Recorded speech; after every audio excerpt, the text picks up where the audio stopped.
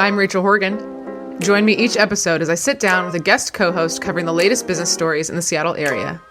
We'll read the news so you don't have to. This is The Weekly.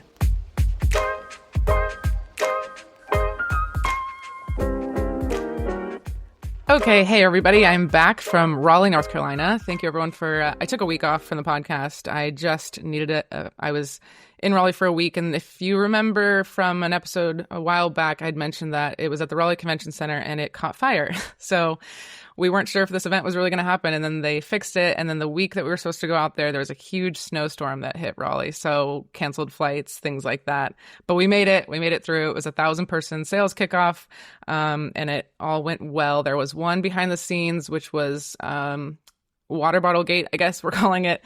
Water bottles were added last minute with custom engraving, and it was a cute idea, but there were some logistical challenges that kind of took over our lives. But I don't think anybody else really saw it. It was all handled on the back end. But that's my update. And I'm doing another virtual event this week. So virtually across from me is Sherrell Dorsey, author and a host and writer for TED Tech Podcast and principal for Build for Good. Hi, Sherrell. Hey, Rachel. Thank you so much for having me. Yeah, I'm excited. So I found you because I don't even know what I was searching for, but I was around on Seattle Times. I found this old article about, because you used to live in Seattle and you started this really cool thing called The Plug. And I tracked you down, and you're in New York now, right? I am. Yeah, born and bred in Seattle between Skyway and Rainier Beach, which either means something to everyone or nothing to everyone. But left for school to go to New York City, and I have been on the East Coast ever since, but try to stay as deeply connected to Seattle, especially the business and innovation community, as much as possible. Yeah, absolutely. Well, I'm going to read a little bit more about you so the audience knows what I know, is that you're a data journalist and entrepreneur covering tech and innovation. You founded The Plug, which was a tech news platform, that's what I was reading about, on Black innovation economy, and it became the first Black-owned publication syndicated on the Bloomberg terminal and was later acquired by Impact Alpha, which we're going to talk about later. Like I said, she's an author of Upper Hand is the book and host of TED Tech Podcast, so a fellow podcaster. You get it. You've got your podcast mic. I love it. And then the Build for Good, which is where you advise tech and climate-focused founders. I wanted to ask, can you explain a little bit more about what Build for Good is and what do you mean by advising these founders? What does that look like? Yeah, absolutely. So what's been really cool about the entrepreneurial journey is you just have so much wisdom and, you've made so many great mistakes and failures, both publicly and privately, right, in this journey. And so you really get to, I often get to be in rooms with founders that are just getting started. And so both from the journalistic lens of helping founders tell stories, one of the things that I think we have a superpower in is creating something out of nothing, right? And that having major impact, whether it's on job creation, right? It's amazing the first time you hire your first full-time employee and you're providing benefits and those folks are, paying their mortgages and feeding their families from that, right? And, you're impacting communities, or the technology that you're creating has this massive impact. And so Build the Good was really, really etched out of this idea that,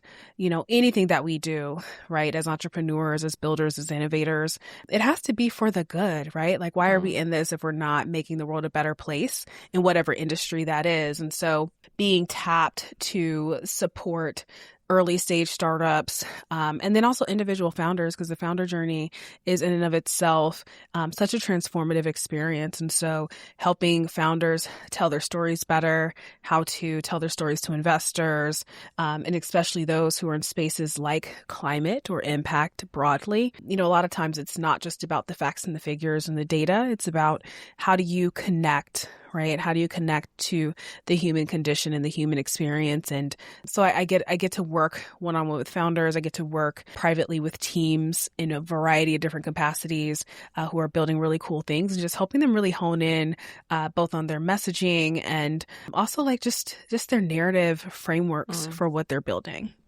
Yeah, that's so true. I mean, you can have a great product and be doing great things, but if you don't know how to tell that story, if you don't know how to market yourself, whether it's you're raising money or, making a commercial, then it really doesn't land. So it's so needed. But I wanted to ask a little bit also about your journalism background. So why, obviously this is a news podcast. Why is that so important to you? How'd you get into that industry? Yeah, I mean, storytelling has been just the core of everything I've done. I went to school at the Fashion Institute of Technology back during undergrad, which seems so long ago. And then also just really like unrelated, right? It's like, okay, the girl, the techie that went to fashion school. But it was such a great ground, Rachel, because fashion and design, all of those things are really about how we engage with the world, right? And it tells the story of who we are, where we choose to live, where we choose to be, where we choose to work, how we design our lives. And so it was just such great ground on the psychology of how we represent ourselves, why we choose what we choose, where we shop, how we buy. When I think about my time within the design world, all of that was truly about foundationally learning storytelling. Writing and storytelling was always such a large part of my work and my beginnings in my professional career. And even as I went to work for startups like Uber and Google Fiber, writing was always a part of that. And I just saw that journalism storytelling was such a tremendous part of not just telling people's story, but inspiring others. And I saw it essential to the ecosystem. Yeah, absolutely. Well, we are going to be doing a lot of storytelling today and journalism today. We've got 4 articles. So the first one is about a Seattle woman who founded a bracelet tracking company here. And then our next one's going to be about a Seattle shipyard being bought by private equity. Our third story is about XAI and OpenAI expanding office spaces here in Bellevue. And our last article is about more layoffs. And this time it's T-Mobile. So let's get into it. Our first one, let me give you a recap of this one. So the company is called Little Bird, and it was founded in Seattle in 2020. It makes wristbands to help parents keep track of their children. The wristband doesn't have any screen or app, but it does come with an app for the caregivers to see where their kids are, designed for kids ages 2 to 12. The article is about how they shipped their first batch of devices to a wait list that hit over 120,000 people. So they just shipped their first batch to all these people that were waiting. The company is also in discussions with Walmart to be in about 2,000 stores this summer. So they're experiencing some really quick growth. The founder is Monica Plath, founder and CEO. She has 6 employees, and she said she'll be doubling that ASAP and looking to raise Series A soon. I would guess raising money to probably keep up with this increasing demand. The last thing I'll say about this is, Sherrell, I don't know if you liked this part of the article, but at the end, she was talking about how, this isn't meant to be a luxury item. This isn't for super affluent families. This is for, your everyday person. So it's priced at $25 a month. And she would go into these rooms to raise money to these venture capitalists and say, like, hey, a lot of our customers are leaving for work before their kids even get on the school bus. And so they're worried about where they are. And the venture capitalists will be like, well, that's not a problem for my family. And she goes, I never said it was. So it was kind of a nice mic drop. Like, yeah, this isn't for you, but you can still invest in it. But this opens up, a lot of questions about surveillance and tracking or whatever. We don't have to go there, but just kind of a unique idea, kind of a cool thing that she's doing, and it's obviously successful. So any initial thoughts on this when you read it? I'm actually really fascinated by the wearable technology space, particularly for parents, right? I think especially as we get into a world where more school districts are trying to ban phones and really harness attention back into the classroom and create these more offline experiences. I always think about safety, right? I think in this country, we do have to recognize that there are some unique challenges that we're facing. And, I can only imagine being a parent and you lose a kid. I definitely commend the founder and team for, it sounds like they've got some really strong traction, and it seems like a less intrusive way to make sure that they know where their kid is. Now, I know it skews to a younger demographic. If I was a teenager, I would hate having to wear something like this, of course. I think the price point is really interesting. So I want to look a little bit more into it because I still think like $25 a month might be a little bit out of reach for some, you know, potential families. And especially when you think about having multiple kids and kind of how does that all skew. But I think they're timely, you know, I think they're timely in the day and age that we live in, and curious about what other features they may add on, especially in cases of emergency or what have you. But, you know, I think we used to read those horror stories of like kids being left on school buses and things like that. So, you know, I definitely, when I have my kid, like I'm probably going to put every single device. At one point I thought about my mom had a dog that they had they put the tracker in them, you know? And I was like, I wonder if they're doing that to kids yet, you know, very, very, you know, sci-fi. But I think this sounds like a really great solution for the families that really need it. We did live pretty fast and loose. I remember I was before cell phones when I was a kid. I mean, I got my cell phone maybe late in high school. So it's like, oh, I'm going over to Sarah's house, and I guess you just hope that I come back. Like, I don't know, like you can't, I don't know. We'd go out and play and you wouldn't really know where we were sometimes. But anyway, okay. So I want to talk about founding companies. This woman founded hers. You founded The Plug, like we've talked about, and this is back in the day. I want to know, you know, a lot of people get stuck in like the newsletter phase because this was a Black news kind of platform, and you managed to get this out of newsletter and you were making some money. So how were you able to shift it from that to something bigger? Yeah, Rachel, I accidentally kind of started this company. You know, I was really just sharing my own experiences. I was going to a lot of conferences, and there weren't a lot of Black and brown people that were in the rooms that I was in. And so I felt this obligation to talk about all the cool things and that I was seeing, the people that I was meeting, and just like, hey, there wasn't like a Black business journalist that was sort of going rogue and just like geeking out, right? And I felt like I grew up as a Microsoft kid. I know all these cool, nerdy people who are doing really cool things, but for some reason, the conversations just haven't like really been connected. And so I didn't really expect my newsletter to take off. It was just very niche, me just like, you know, wanting to write, wanting to talk about things, wanting to be able to share conversations that I was having on the ground with interesting people that I met. And you know, the subscribers were first like family and friends, right? And then folks would forward it over and, you know, it was like became a thing. And folks were like, we just like love the way that you talk about this. We love the way that you cover this. And then when I started talking more about different startups, I had noticed a lot of VC firms were starting to read and catch on. And I ended up having a couple of meetings with different folks on the East Coast. And they're like, yeah, like we're looking for more founders of color to add into our portfolio. And that was kind of like the light bulb where it was like, oh, this is a service. This could potentially be a really cool resource. Right.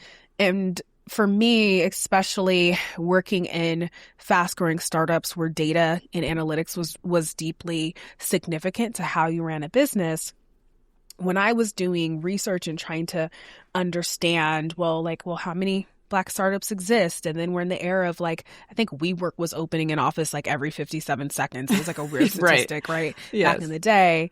And then I would come across some of these co-working spaces that were owned by a variety of people from a variety of different backgrounds. And I'm like, well, how many are there? You know, how many exist? And so I just started, again, just being very curious, documenting, creating my own databases, and then recognizing that the larger business community, and this wasn't just like Black community, this was everyone. They're like, oh wow, like we have no like research in this. So being able to go from the newsletter into essentially almost like journalism as a service product, it was kind like of a easy. database almost. Yeah. I mean, we had databases, data tables, reports, and things that, you know, and like, God bless Jessica Lesson from The Information, that was part of her accelerator, you know, who like was like, hey, you know, is just ask and see how much people are willing to pay and then just start charging them. Right. And so a lot of things were accidental, Rachel. Like, I wish that I could like say I had this genius plan. No, like I just was like stumbling through it and like trying to get as much good intel and seeing how others were monetizing. I also read like Bloomberg by Bloomberg and kind of saw how, you know, the Bloomberg terminal really fed into Bloomberg media early on. And so I knew that there was a data gap. I knew there was an information gap that hadn't been researched and or added to the zeitgeist about what Black founders were doing. But it was like kind of the first time in history where we saw Black and brown founders, number one, creating high growth tech companies, and number two, raising like seed capital or a Series A to Series B. That was very historic, you know, and it was very historic for a lot of venture firms as well to be invested in some of these companies. And so we were the first to document it and just be really early. And that information became critical to a lot of folks that we ended up consulting with, like Morgan Stanley, like Goldman Sachs, like all of these larger institutions that were starting to develop programming, particularly for Black and brown founders or women founders, and trying to essentially start to close the gap of like, okay, we've got enough white guys that have created some things. There's like a whole new market and opportunity, right? A new business opportunity to reach other folks. Being able to productize that, I think, was our superpower. And one of the challenges was that many people thought that we should give all of this information away for free. And I think that we were bold enough to say, hey, no, data on any group should be paid for because that's deep research, right? It's a public service. Yes, it is a public good. However, if this is going to be tracked and monetized to further business interest, just like you're using and leveraging the research of McKinsey, right? Or you are spending, I don't even know what the Bloomberg terminal costs now. It's like probably 40, 50K a year, right? Wow. If like you're going to spend all that on data, you're going to spend, you know, on this particular niche space even more. And so right out of the gate, and I think this is also probably having worked for the Ubers and Google Fibers of the world, where I think I probably had an overly inflated ego and really like, I always say like those working for those kind of startups were like my MBA. And like I learned just like how to negotiate like a white boy out of HBS, right? Because I was like, we're premium, you know, you're going to pay us top dollar for our services and our work. You're not going to find this anywhere else. So we can either make this easier, we can make this harder. But, you know, once you start getting hit up by like some of the top institutions, you know, in the country, you know, it's like, oh, we have something incredible on our hands. Like, let's drive the price up. And so, yeah, that's how I built the plug from moment to moment, brick by brick. I think it's incredible. And I think something I often say is like, don't hold on to an idea too tightly, like hold on to it loosely because you don't know what it could turn into. So it sounds like when you started this newsletter, it was simply to get these stories out there, and then it kind of stumbled into this other way of making money. So I'm liking that you kind of followed that thread to success. Wanted to ask, is there anything you do different? Like looking back, you know, as we talked about, entrepreneurship is like such a messy path, but is there anything you do different for that one? Absolutely not. Absolutely not. It was messy, a lot of stumbling, some incredible wins, a lot of late nights, early mornings. And I think all of it is what you need to build a sense of fearlessness, right? I advise a couple of companies now and startup founders, and it's like everything feels catastrophic, right? And like founders like, oh my God, we're going to run out of money. I'm like, you're always going to run out of money. You're always running out of money. Like that's the fun part, right? Like that's when your survival instincts kick in and you remember what you have and you remember who you have access to. And so, you know, I guess it may be a little bit inauthentic to say I would change nothing. I would say just in terms of going from founder to a CEO, those are two very different things. Once you start hiring people and managing people, you have to become very different in terms of your leadership style, and you are leading people into their own greatness. I think the only things I would have done differently is probably raise a little bit more capital sooner, right? Because I think I raised a little too little. And later than I potentially should have, right? Which kind of added additional stressors on me trying to get so much done with very little resources, or very few resources, excuse me. And so I think that's probably the only thing I would have changed is, you know, not of being afraid of venture, and then going ahead and pulling the plug and saying, hey, I need some help. I need full-time help a lot sooner. And I think we probably could have gone a little faster, you know, and done a little bit more had I not been a little bit gun shy. Yeah, it's scary when you bring other people. It's one thing to be like your own project, but when you're, like you said, when you've got people's, livelihood on your hands, it can be scary. So after you started it, you did get acquired. So I'm going to move into our next article and talk about this acquisition so we can learn more about your acquisition as well. So this next article is the Seattle shipyard is going to be bought by private equity. People who listen to this show, they know that I have feelings on private equity, so I want to just let people know what's happening there. Okay, so there's this 27-acre shipyard in Seattle's Harbor Island owned by a company called Vigor Marine Group. If you don't know where Harbor Island is, it's when you're on 99, you look out to the water and you see all those cranes and the freight containers. That's Harbor Island. So what was announced is that this private equity company from France called Antin Infrastructure Partners is purchasing this Vigor Marine Group. So in turn, they will now own these 27 acres of the shipyard later this year. What does Vigor do over there in that shipyard? Well, they've actually built the last 10 ferries for Washington State Ferries, and they've designed the new hybrid electric vessels. But they did drop out of the bidding war in 2022 because they couldn't agree on pricing. So that's mostly the article, but I kind of got hyperfixated on this, and I have a little bit more background on the ferries here. So Washington used to have a law where they had to use Washington vendors to build ferries. Then that law changed because they were like, well, we have so many ferries to work on. I don't think we can only use Washington vendors. It's going to be too much. So they changed this law and they can open it up. And then what happened is that they gave this big contract to a Florida company. And kind of that says, what people are drawing from that is like, oh, wow, like we can't even afford to use our own vendors.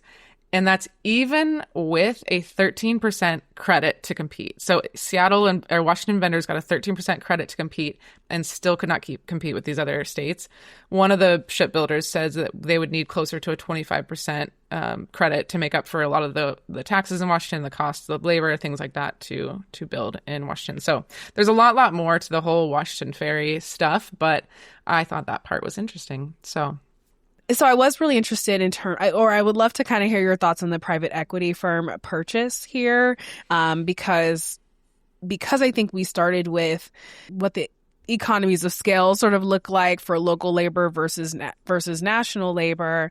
I'm super curious about what the plans with this firm are going to be in terms of how it outsources labor or changes, the mechanics, and these like 2,700 employees. Is that going to expand or is that going to shrink? Because we know private equity comes in to slash cost, right, and make things cheaper. So I think we're always kind of like worried about what that looks like and its impact on local labor. But yeah, I'm super curious about your thoughts here. Oh, I feel like I need to do a special episode, I think, on private equity because I don't know if, there's a lot there. But I think to your point, they are known for coming in and cutting a bunch of costs. And I think what I'm trying to do is just educate people on how invasive private equity is in our economy and our community. They own a bunch of nursing homes. They own some hospitals. They own all these things that you may not think that private equity owns. Obviously, I work for some of my clients are owned by private equity. So it ranges from like the tech world to now a shipyard. So what does that mean for us, for our economy as a whole, when we've got all these different sectors owned by similar private equity? And then where does accountability come into play if, two companies are owned by, multiple companies are owned by private equity? Are we holding them accountable for some of these deals and stuff like that? So it's a lot. But do you have thoughts on it? I just very not necessarily business related, but more of just like it's a tough economy. And so, hopefully there's not a ton of job cuts. Again, understanding that private equity, like the goal is to increase the bottom line. So I'm just always just interested in the plan for whether jobs will be expanded or outsourced into different distributed teams, or if there's greater efficiencies. So yeah, we'll see. I want to talk about, like I said, this was being an acquisition and you eventually got the plug acquired. What was that process like, and how did you know it was time for that to happen? Yeah, well, first I'll just talk about the timing. Honestly, media as a whole is a really, really hard business, right? It's hard because of the changes in advertising models, and ad revenue, and obviously social media and tech has really transformed what the industry looks like. And even though we were a small team of about 6 full-time people and worked with a bunch of contractors, so we stayed pretty lean. I think we were really resourceful in terms of in terms of how we deployed resources. It was just still such a challenge to grow. To grow. I think we continue to serve really strong clients and grow the newsletter itself.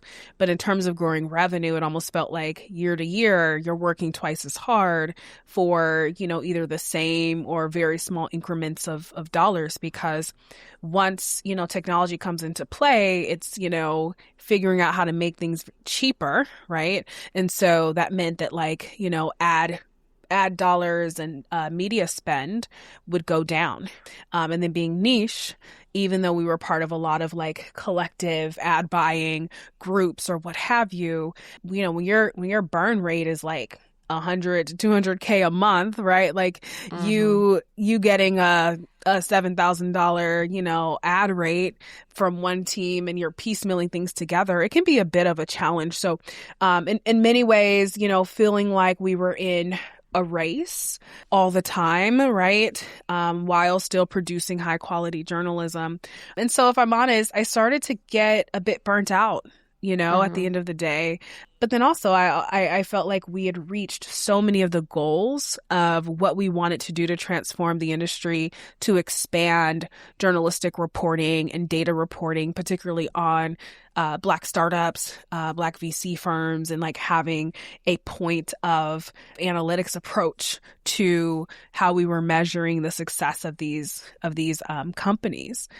I had been approached a couple of times in the early years of the plug to be purchased, and I started to entertain a couple of conversations. Ultimately had reached out to Impact Alpha because we've done a lot of work together in the past, and I had a really good rapport with their team to see, what would their interests be. It just took a couple of months. I think some of the other offers that we had on the table, either the timing didn't work well or, they fell through, and I was kind of, prepared, just kind of based on conversations with others who had had their companies acquired, in terms of, you may start off with maybe 5 potential buyers, right? And at any given time, a deal can fall through.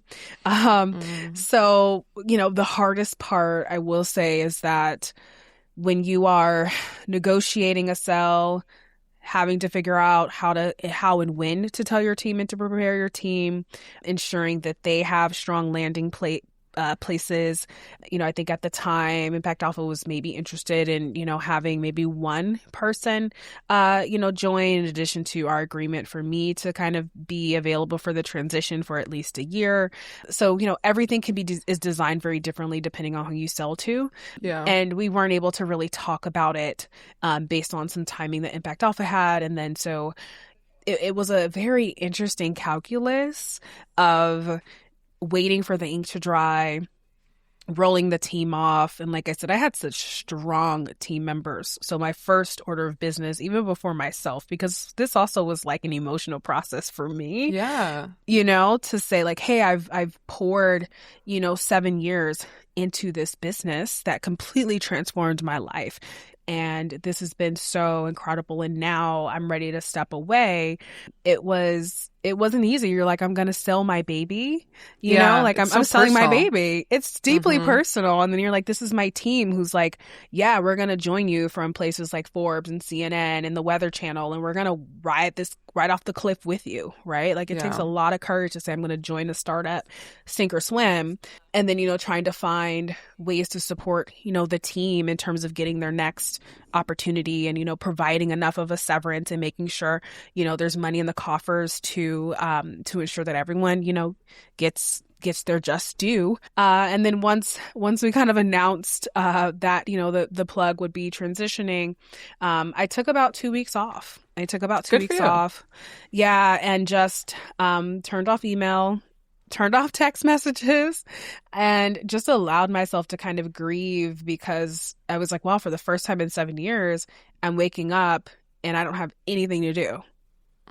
Like I have nothing to do. And what's really fascinating too, Rachel, is like when you're doing your work in public and you have this sense of visibility, you get so many offers, right? And then you want to jump into the next thing because like, who am I if I'm not a founder? Who am I if, I'm not the CEO of the plug? And so then I had to walk this like identity crisis and felt like, oh, I got to build the next thing, right? Because everyone's like, what are you going to do next? Or do you want to join this VC firm? Or do you want to do X, Y, and Z? And, it's just a process. It's such a process, but I'm super grateful that I had some strong business relationships. So when I was ready to step down, I could easily open those conversations up, Yeah. Yeah. I was unemployed for 6 months and I felt similarly in that like, a little bit of who am I? And then also I was getting some offers where I'm like, just because I can doesn't mean I should. Like I could do this job, but is that what I should be doing right now? And so I like that you kind of took some time to think about that. I think that was one of my questions would be any advice for somebody that's looking to sell their company right now. It sounds like you gave quite a few good nuggets there, but is there anything else you'd advise the listeners if they're trying to sell their company?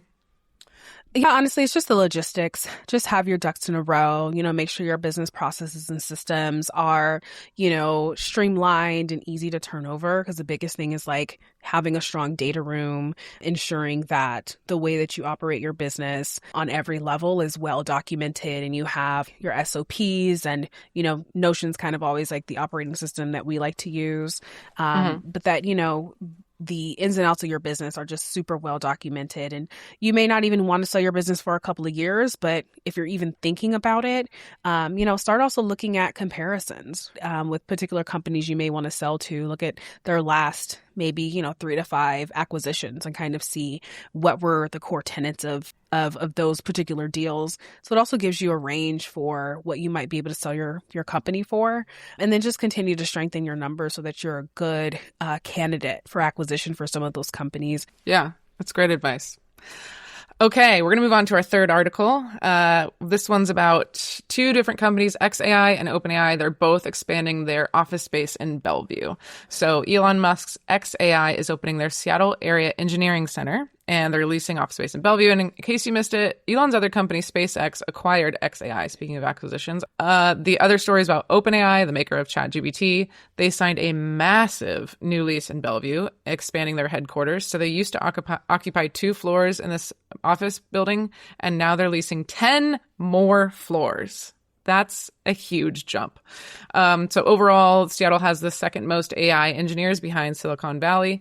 And we know that so many more tech companies are signing leases and expanding into Bellevue specifically, like Shopify, Uber, Databricks, Walmart, and more, says the article. Let's talk AI. So you talked about how tech tools are trained on the data of today. I saw this TED Talk that you did, and the data of today can be biased. So I've seen a commercial where a kid asks AI, this is years ago, of like who scored the most goals in the World Cup or something like that. And it kept saying a man's name, but really it was a woman's name because I wasn't thinking about women. I've asked ChatGPT sometimes just to see like, hey, what guest should I have on my podcast? Or I'll say, what are some CEOs of, like clothing companies or whatever company that I'm looking at, and it gave me all men. And I said, oh, why'd you give me all men? And like, oh, oops, okay. So anyway, those are my examples. Yeah. But what are some of your examples that you're seeing and about kind of how tech tools are trained on today's data? Yeah, I think very similarly. You have these tools that are, built predominantly by men and men from certain backgrounds or demographics. And so when your first initial search results always result in similarities to the people who built the tools, that has kind of been an issue, even pre the GPTs, that we have in existence today. Again, very powerful and helpful tools, but still need a lot of work to address some of these biases. I've in the past have worked with a lot of researchers and sociologists who have been doing more internships at like tech companies and fellowships at tech companies to start to address some of these like algorithmic biases, right? And then again, when we look at like workforce representation isn't always there, quite frankly, it's not just in search. It is, medical tools and databases, right? When we're starting to think about how we diagnose illnesses, right? What's different if we're using AI for women versus men, or people of a certain background who may have a disposition to, a particular kind of disease or what have you. The way that these tools are being implemented in everyday everything, there's always that risk of, hey, we're only going to see one side of the world if we're only building with one set of people or one group in mind. Yeah, absolutely. Unfortunately, or fortunately, AI is here to stay, it seems. What advice do you have? We recognize that this is an issue, but it is here. So what advice do you have for listeners or when you're in conversation with those founders with your work for Build for Good, when in regards to climate and diversity when it comes to AI? Yeah. So how do you help these people kind of make their companies better or work within the AI world that we're in? Yeah, I think that for me, it's not enough to just call things out, right? I think we're really good at that's wrong, that's awful, right? Versus how about I connect you with a behavioral scientist that I know? Or how about, I point you to this work of research around algorithmic bias that puts you in touch with people who can be really strong, supporters of what you're building. Because at the end of the day, you want to build, you want to expand, you want to continue to make the technology better, right? And every day we're teaching the technology to become better to an extent. And so I think that particularly for listeners, it's about how do we start to connect the dots, especially maybe across areas of expertise to make it better. I think at the end of the day, we just want better, stronger tools. Yeah. So I think that's kind of the bigger thing is just instead of just pointing out all the things that are wrong, getting curious about, hey, what is missing? Who's not in this room? Are there some potential targets that we might be missing that also opens up the floodgates for more business opportunity? And then who are experts that we might be able to tap that can also join in on these conversations, or who's testing interesting LLMs, that might be useful to our work. I think there's just opportunity for stronger collaboration across the board. Yeah, I like that. Not just pointing. I think awareness is important, but not just awareness, and coming up with solutions and who should be part of those conversations. Yeah. We're going to move on to our last article, which is about some T-Mobile layoffs. So I'll give you a quick recap. T-Mobile's laying off almost 400 workers in Washington. The titles include analysts, engineers, technicians, directors, and managers. An interesting note about this round of layoffs is that more than half were senior or director level employees. 7 were VPs or senior VPs. So they're kind of going after a different group than we typically have been seeing in some of these layoffs. Why? T-Mobile says, quote, changing business needs. I don't know if this is conspiracy theory, but part of me feels like they're laying a bunch of people off. Everyone's laying a bunch of people off, and then they're going to hire people back at a lower rate because we've got a desperate group of people trying to get jobs. And these senior level people probably were more expensive. But that's my opinion. I'm right there with you. Yeah? I'm right there with you. Yeah. One of the quotes in here is somebody from T-Mobile was like, no, it's not because we're going to contract out these positions, but we might have other people do these positions. Okay, so you're going to go. And that's what, I don't know if it's just me, but I feel like the contract world is booming because in my mind, I think we're seeing a lot of layoffs, and now they laid off their events team, but now they need me as a contractor. So it's working for me, but I don't know if it works in the big picture.